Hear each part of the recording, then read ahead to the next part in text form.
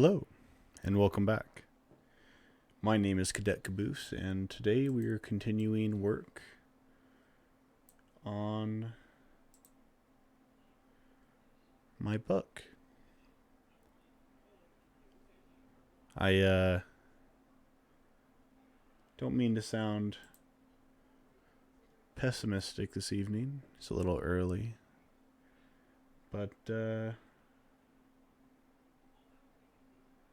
you guys heard about this coronavirus stuff? Fucking Trump just came on the TV and just said he was closing down ports. No travel restrictions out of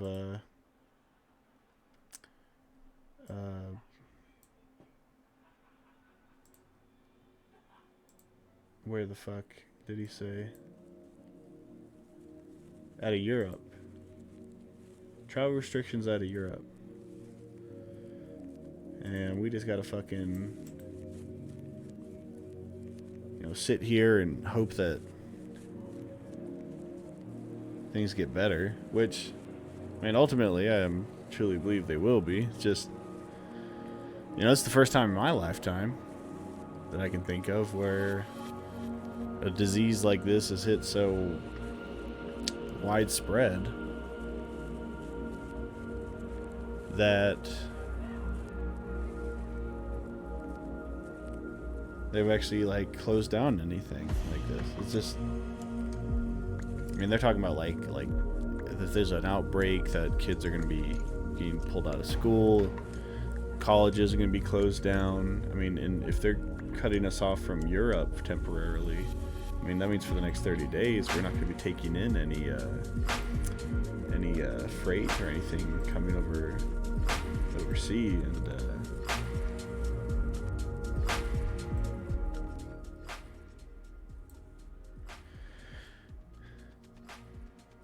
and that's going to affect jobs for one, but also just resources available. I'm gonna go shopping this weekend, and I'm gonna go get bullets for my guns, water for my truck, food for my dogs, supplies for my house.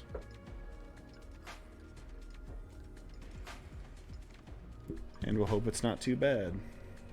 It's actually kind of scary. It's the first time I've thought so since we first learned about the coronavirus. So anyways, getting off of that terrible subject.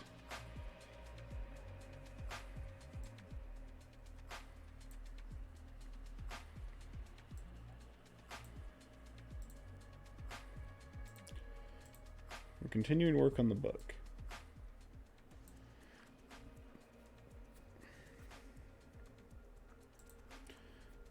You might recall from last time we were working on chapter 2. Let's just read what we got. I cut out anything that wasn't part of the chapter because there's just extra stuff that didn't need to be there. What's really exciting is that for this chapter so far, I've still got maybe another page worth of writing to do, if not more, which will actually make this longer than not only the original second chapter, but if you were to combine the original second chapter and the original third chapter, potentially it'd also be longer than both. It'd potentially be longer than both of those chapters, which I had to realize that longer isn't necessarily better. It doesn't make for a better product, but it does make for the ability to add just way more detail, which is really exciting. So let's just go ahead and read through this, make sure everything still sounds right, and then we'll continue. Byron felt warmth at first, like a loving embrace from his mother, followed by coldness crashing over him like waves on the ocean. His whole body was numb, like a leg fallen asleep. He felt like he was falling, while at the same time not moving at all. Sensation after sensation washed over Byron, all in darkness. He didn't watch his life flash before his eyes or see a light to follow. It was just darkness, crushing around him and never ending. Purgatory, maybe, he thought, trying to look around. But there was nothing to look at. Nothing to hear either. Fucking little bastard! Fucking mouse attacked me. Come here, you little asshole. Get! You!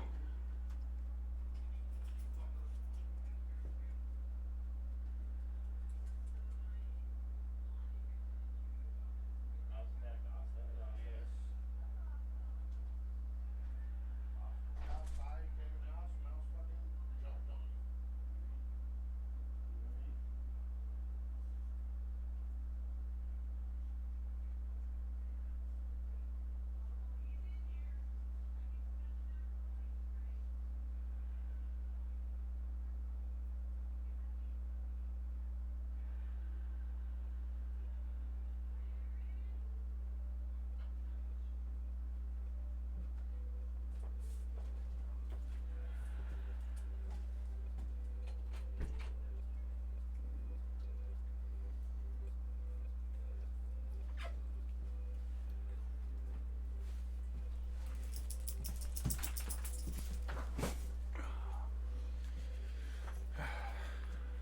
Sorry about that.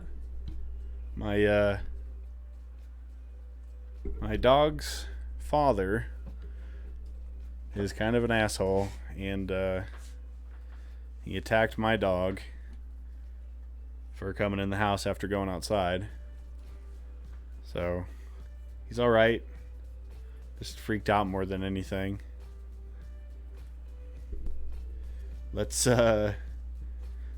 continue. Sauce okay? Yeah, he's fine. I know you got your blood. He's a demeanors.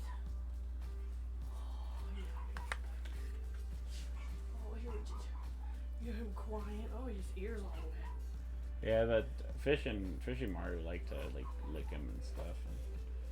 And so he's probably wet from just being outside. But Fucking. Ugh. Mouse is an asshole. If Oz is already in the house, he don't have a problem. But if Asta comes inside from being outside with the two dogs, he attacks him. So it ain't the first time I had to beat Mouse. I was like, poor Asha, baby. he's all right. All right. Here, just lay down. Lay down. It's okay. You're okay.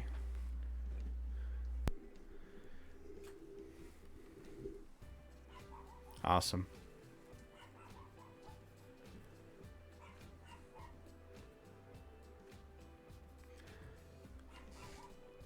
Lost our one viewer.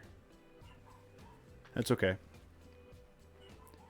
Purgatory, maybe, he thought, trying to look around. But there was nothing to look at. Nothing to hear either, as he tried to call out, "Hello?" But no sound could be heard. Byron tried cupping his hands over around his mouth when he realized, I have no hands. He tried looking around where he thought his body would be. Nothing was there.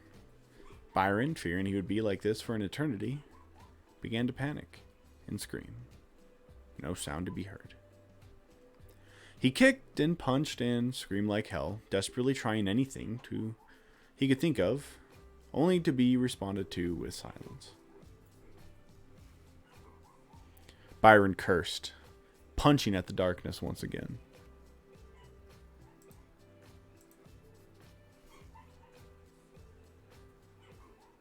If this was all he had to do for an eternity, then he was going to fight. Just as he was preparing another volley of swear words and flailing limbs, Byron's eyes were greeted by the most wonderful sight. Color. Violet slowly changed to blue. Blue changed to green. Byron watched in awe, the first thing he'd seen since his untimely death. Color changed to white. Silence faded, and to his surprise, Byron found himself seated on the ground. For a moment, Byron didn't know what to think, only managing to say, "What the hell?" before noticing a young boy poking him with a stick. Hey, mister, are you dead?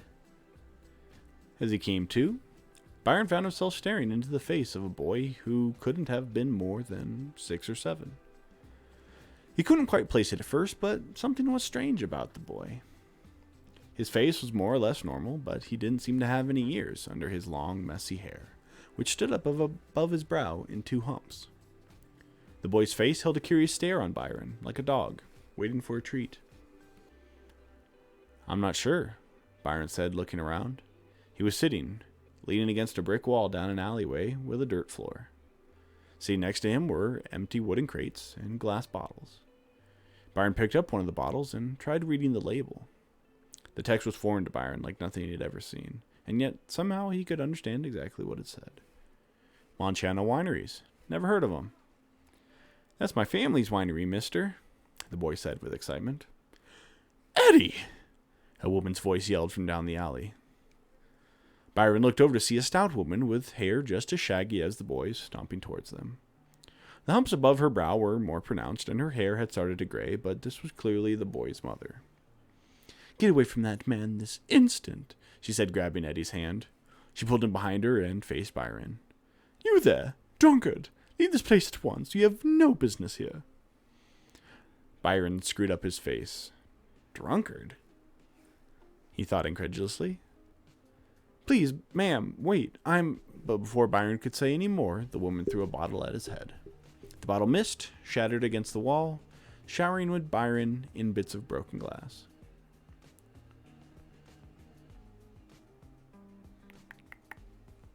Please, what? Wait.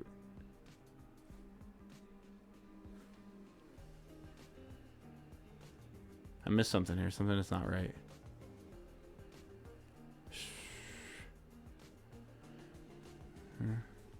We have nothing for you. Okay. We have nothing for you, so just leave. The woman's voice was sharp as she readied another bottle. Byron decided he had no other choice, so he stood up, dusted himself off, bowed to the lady and her son, and said, I'm sorry to have intruded, before walking off. Byron could hear the woman begin scolding the boy about talking to strangers, and he was sure he heard her call him a huma, which just sounded like nonsense to him. Byron stepped out of the alley and into the sunlight. Heard.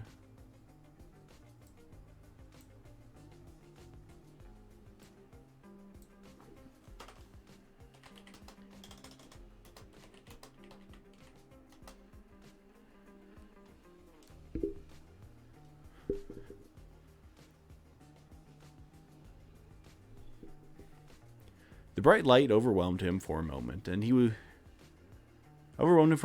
he covered his eyes until they adjusted. He was greeted with the most wondrous sight. It was as if Byron had stepped back in time. Around him he was surrounded with food stalls and small shops, all with the same strange writing he had seen on the wine bottle. Swords and smithing, everyday potions, spices of the world, Montana wineries. Seeing all of this overwhelmed Byron to his core. The sights, the smells, the sounds. This was not the world he left behind. This was something new, something strange, and yet, despite the overwhelming anxiety he could feel growing inside him, Byron knew this is what he had wished for his whole life. If only I did not have to die first to see it, he said with a smile. He was in another world. It was his perfect afterlife, and whatever the powers were that be put Byron there for a reason, and he knew it. Byron immediately began to take inventory on what his starting gear was. Around his waist, a small sack of coins was tied. Inside the sack were 3 different types of coins he had never seen before. The first and most striking to Byron were gold coins. They were largest and displayed a woman's head on one side and a headless dragon on the other. There were also silver coins. These coins were about the size of quarters and featured the same woman's face on the front as the gold coin, but the back depicted another headless creature. Byron wasn't sure what it was. It was large, hairy, and muscular, and appeared to be naked. The last type of coin was copper in color and about the size of a nickel. The same woman adorned the front of this coin as well, and the back depicted another headless creature Byron did not recognize. This one appeared very malnourished, with skinny arms and legs, but a round belly.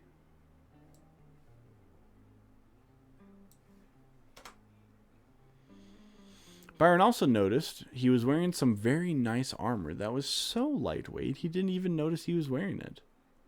Byron also that doesn't work. Byron also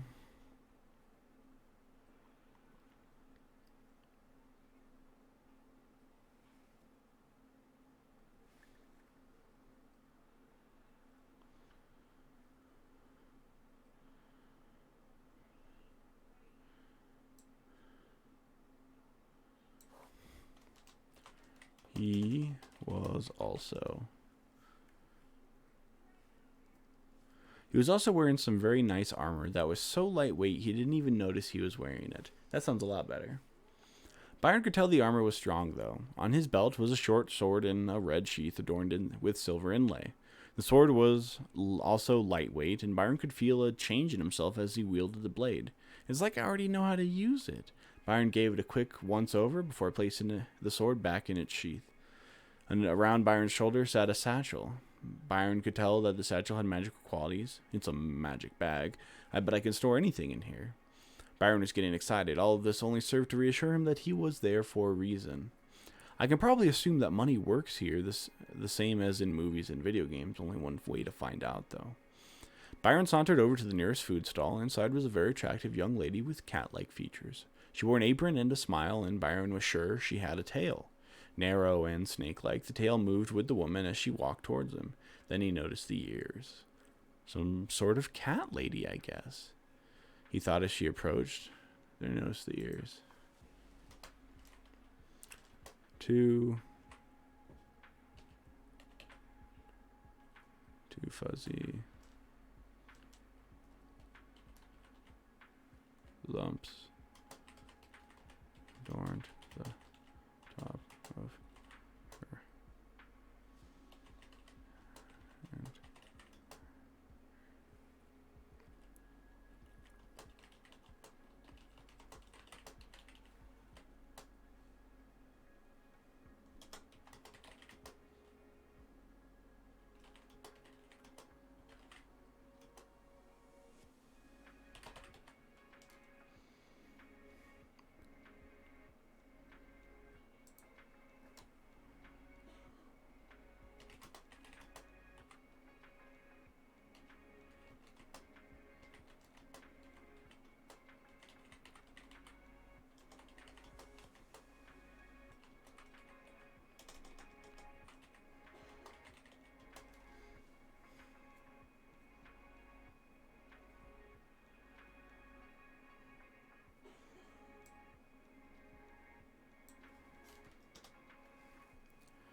Byron sauntered over to the nearest food stall. Inside was a very attractive young lady with cat-like features. She wore an apron and a smile, and Byron was sure she had a tail. Narrow and snake-like, the tail moved with the woman as she walked towards him.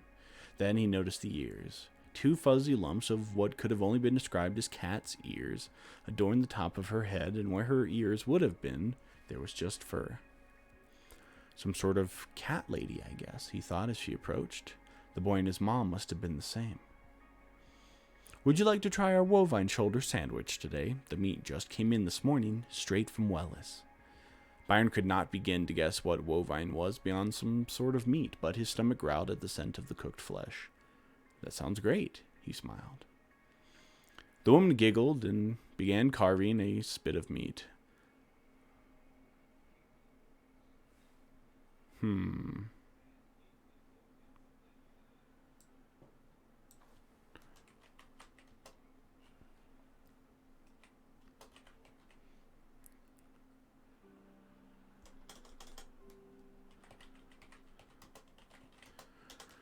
The woman gave a gleeful smile and began carving a spit of meat. Slices of juicy grilled Wovine fell onto a waiting bread the woman had cut in half. She garnished the sandwich with a yellow spread that Byron would have called mustard, except there is really no knowing what that could actually be. Whatever it was, it made Byron's mouth water. The cat-like woman adorned the delicacy with some sort of green plant. She closed the bread around its contents and wrapped it in paper. The woman approached Byron with her creation, a clear look of pride in her work. That would be 4 copper goblins, if you please. She placed the sandwich in front of Byron. He had already who had already pulled out his sack of coins, Byron placed a silver coin on the counter before saying, "Keep the change," and walking off with his meal. Byron heard the woman call over his shoulder, "Thanks, mister. Please come again." He walked over to a nearby bench before tucking into his sandwich. The food overwhelmed Byron's senses. He was practically drooling at the scent alone. The sound of the fresh bread crunching between his fingers was like an orgasm for the ears. The second the meat touched his lips was pure ecstasy. The meat was tender and charred, a perfect balance of bitter smoky flavor from the fire and the natural savory flavor of the meat. This bread was indeed not mustard, but instead a sweet sauce made from fruits and herbs. It was like an exotic mayonnaise made from tropical fruit. The intense spread was balanced out by the leafy greens that pulled all the flavors together into a harmonious band that played perfect beats on his tongue. Byron let out a moan that he had never heard himself make before. This sandwich was worthy of a 3 Michelin star restaurant, and he bought it at a simple food stall. "This place is amazing," he said gleefully before digging into another bite. Byron sat there, enjoying his meal, and watched the people of his new world go about their lives. Some children off to one end of the square were play fighting with wooden swords. A new mother was shopping for fresh produce. Byron began to notice men in armor patrolling the square. Upon their chest was a sigil, similar to the face he saw on his coins. Their armor was silver with the golden head of a woman at its center. Groups of 2 stood guard at either end of the square, occasionally patrolling around and greeting the shopkeepers.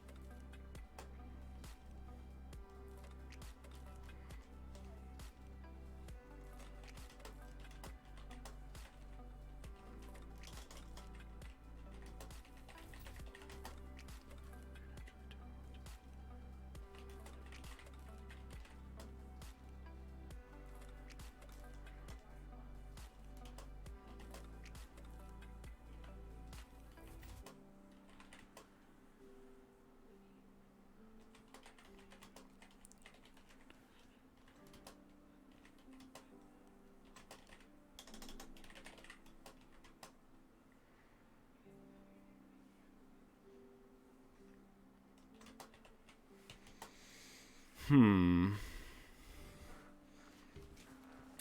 uncomfortable. I need to adjust my chair.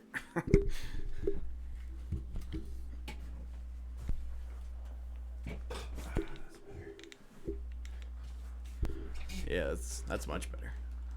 I'm sitting there like feeling like something don't feel right. My chair was almost down to the floor. As he sat there on the bench in the square, Byron began to contemplate what all this world had to offer and what his grand destiny might be. Will I be naturally talented at everything?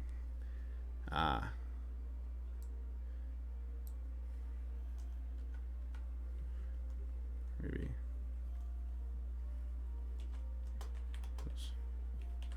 I was summoned.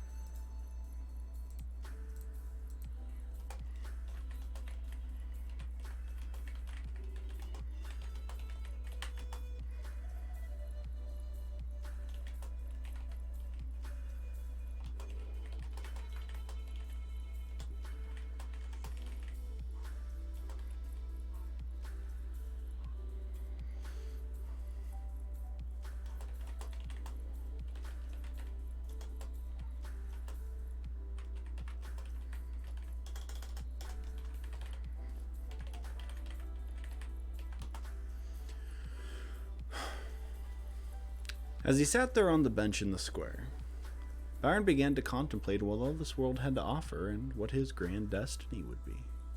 Will I be naturally talented at everything, or maybe I was summoned for a grand adventure by a witch? Ooh, I wonder if this is one of those harem shows where I'll get to save a bunch of girls' lives and they fall in love with me. Byron's daydreams were quickly interrupted, however, as, over his shoulder, he heard the scream of a woman. It was brief, like the woman's mouth was quickly covered up, but it made Byron jump to his feet. He looked around the square for anyone in distress, but he didn't notice anything out of the ordinary. Byron began to patrol the edge of the square, checking the stalls and shops for anything suspicious. He could feel in his gut that something was wrong, and yet the people in the square around him didn't seem to notice. That was until he watched several people looking down an alleyway before quickly looking away again. It wasn't everyone who passed the alley, just a few here and there, but it was enough to catch Byron's interest.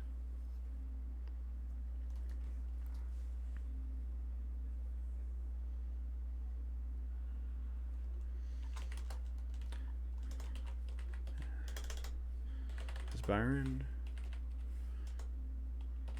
approached the alley, he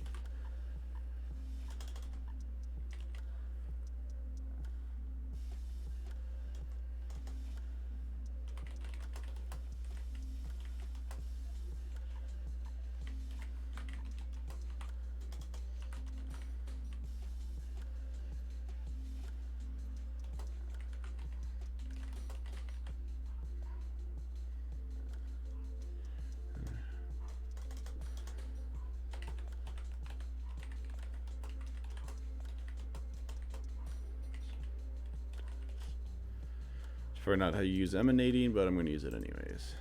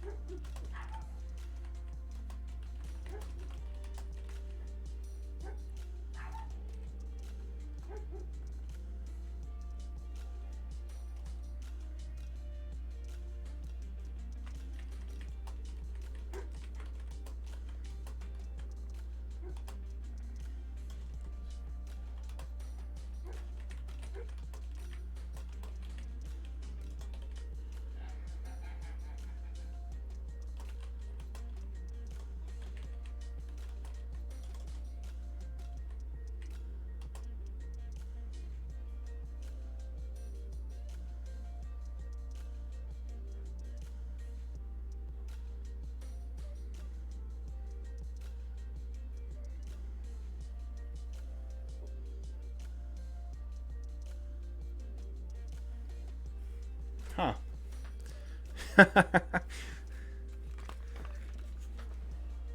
The characters I'm trying to introduce here are so unimportant. I didn't think of any names or really any kind of details about them beyond they're just being kind of shitty people.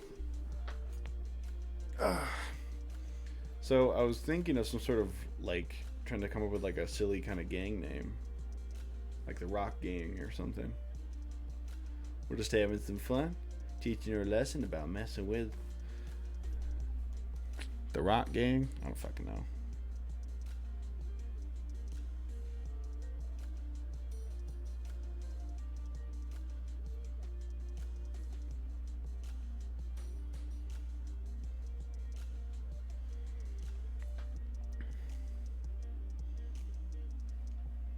Flying Pigs Gang. Fuck it. Whimsical. Gnag. Whimsical. Fun. Silly. We're just having some fun.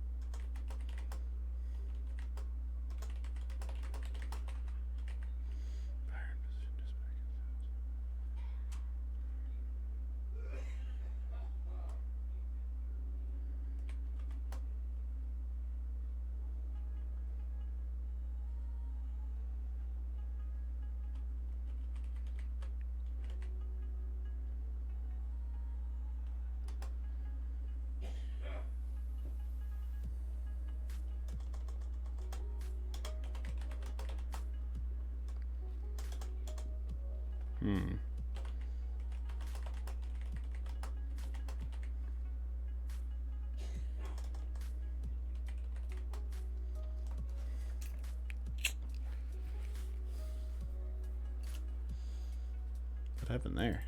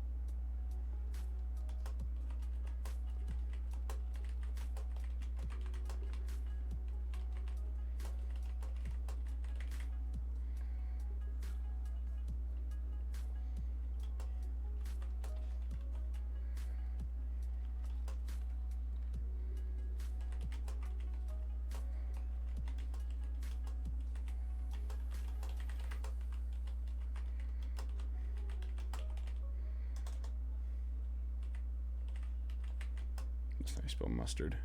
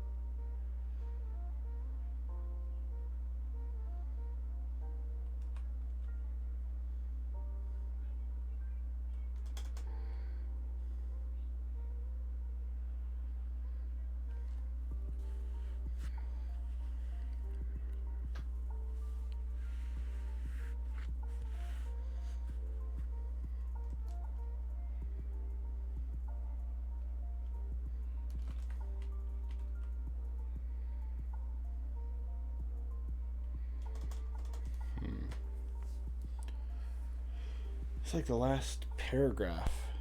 Maybe the last two paragraphs. Let's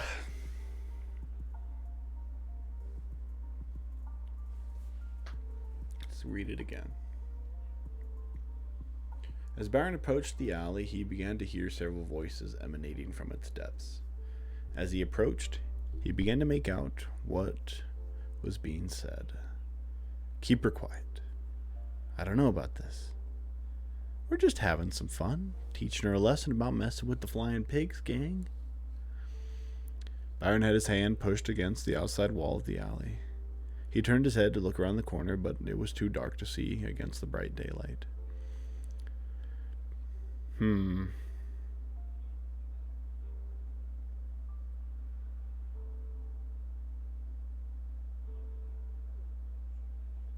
It's too dark for him to tell what was happening.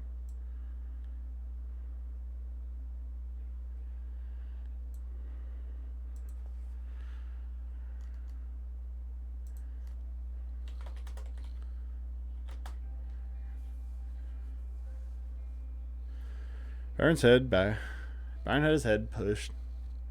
Right. Byron had his back pushed against the outside wall of the alley. He turned his head to look around the corner, but it was too dark for him to see against the bright daylight. Byron thought of the guards, but they were too far away to get there in time. He felt like he had no other choice. Byron mustered up the courage in a hurry, swallowed down his fear along with leftover meat stuck in his teeth. He unsheathed his sword and began down the alley. The voices grew louder as Byron's eyes adjusted. Stop moving!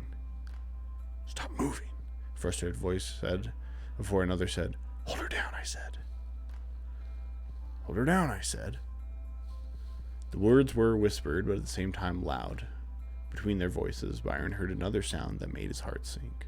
A girl, a woman, struggling to scream out. Her mouth was covered, or possibly gagged, and he knew that whatever was happening, she needed his help. His feet moved on their own.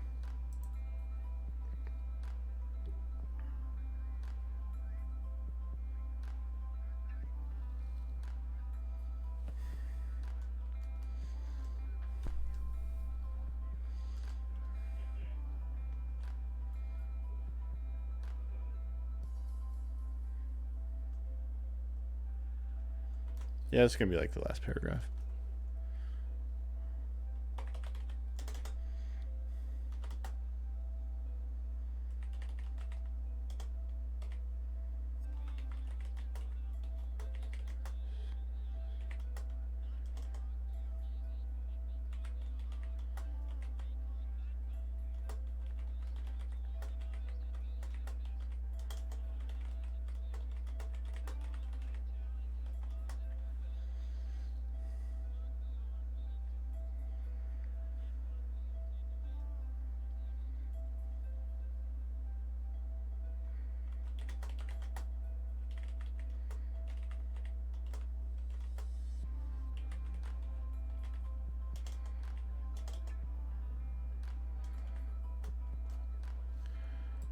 Vaguely.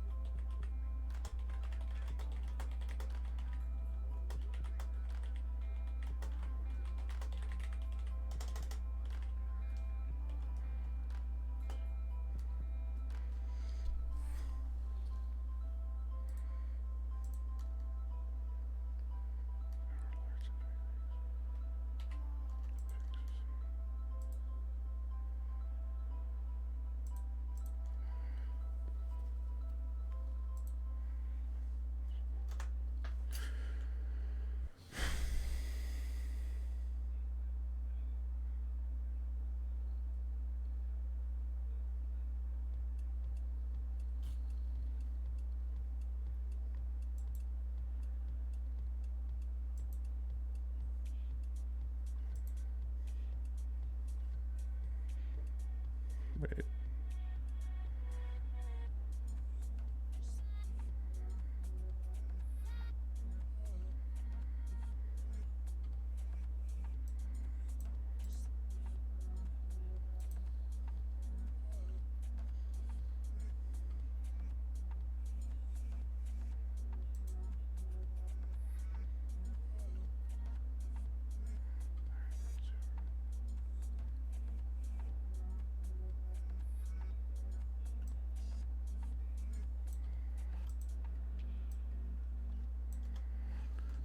See four men holding a woman on the ground.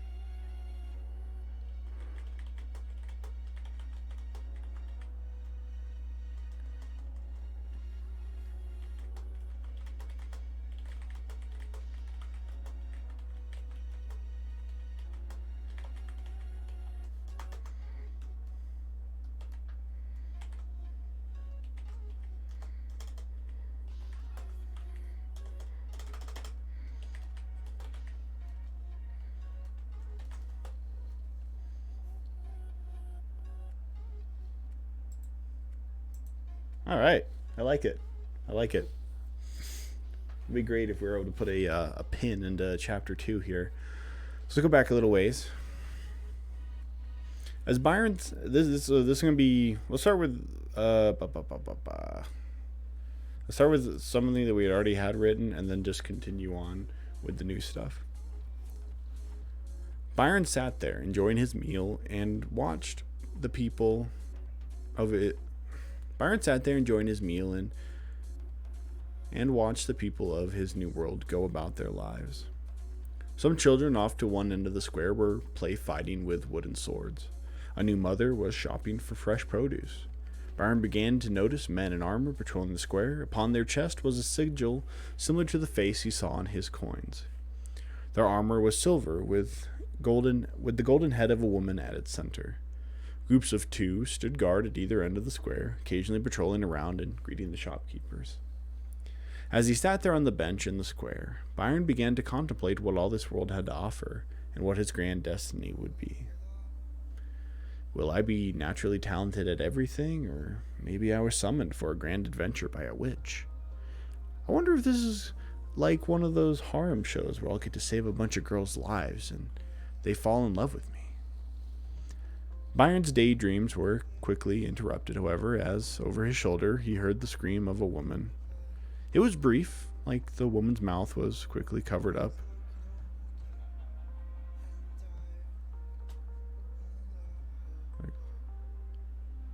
Oh, wait.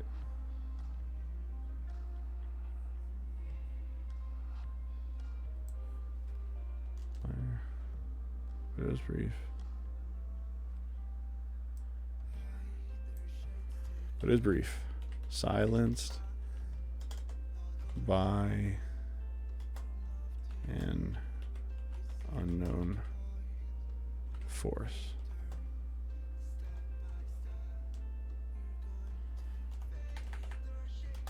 Okay. He heard the scream of a woman. It was brief, silenced by an unknown force, but it made Byron jump to his feet. He looked around the square for anyone in distress, but he didn't notice anything out of the ordinary. Byron began to patrol the edge of the square, checking the stalls and shops for anything suspicious. He could feel in his gut that something was wrong, and yet the people in the square around him didn't seem to notice. That was until he watched several people looking down an alleyway before quickly looking away again.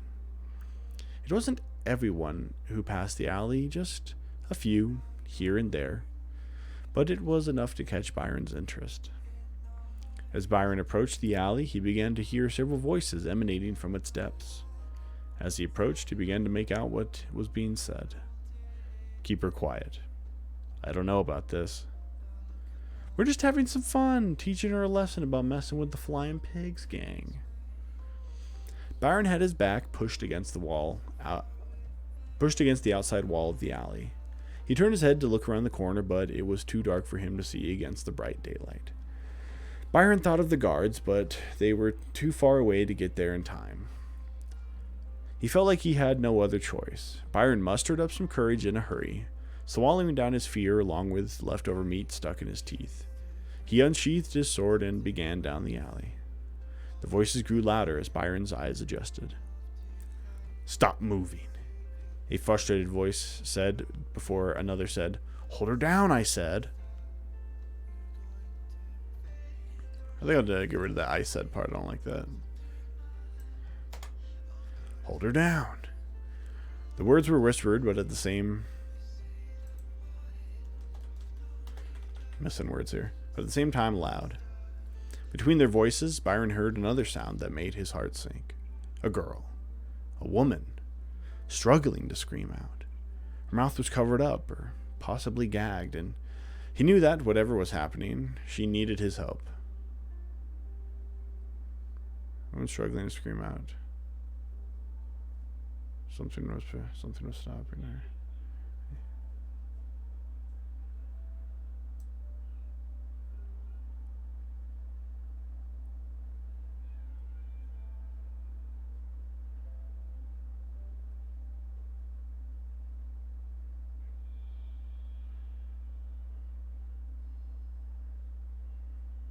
A woman struggling to scream out, but something was stopping her.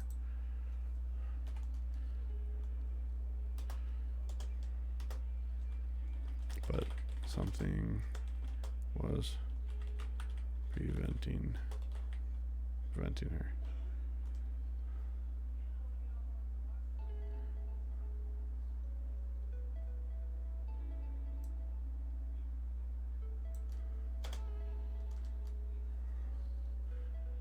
Whatever was happening, she needed his help.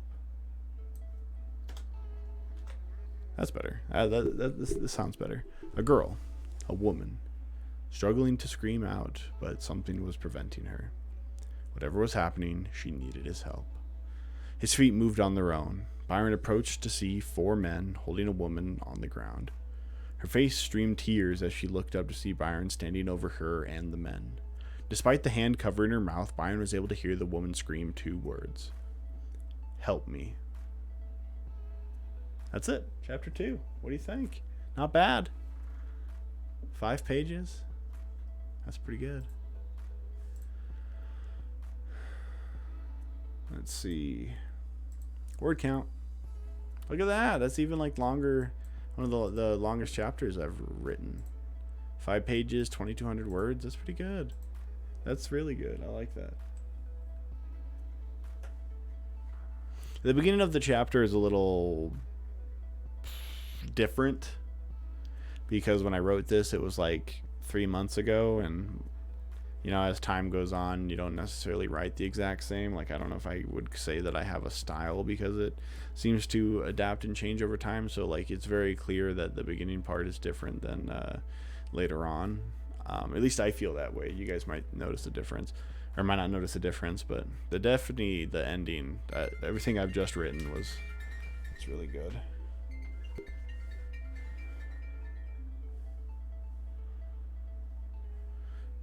Hold on a sec. Hello. Hey, what's going on?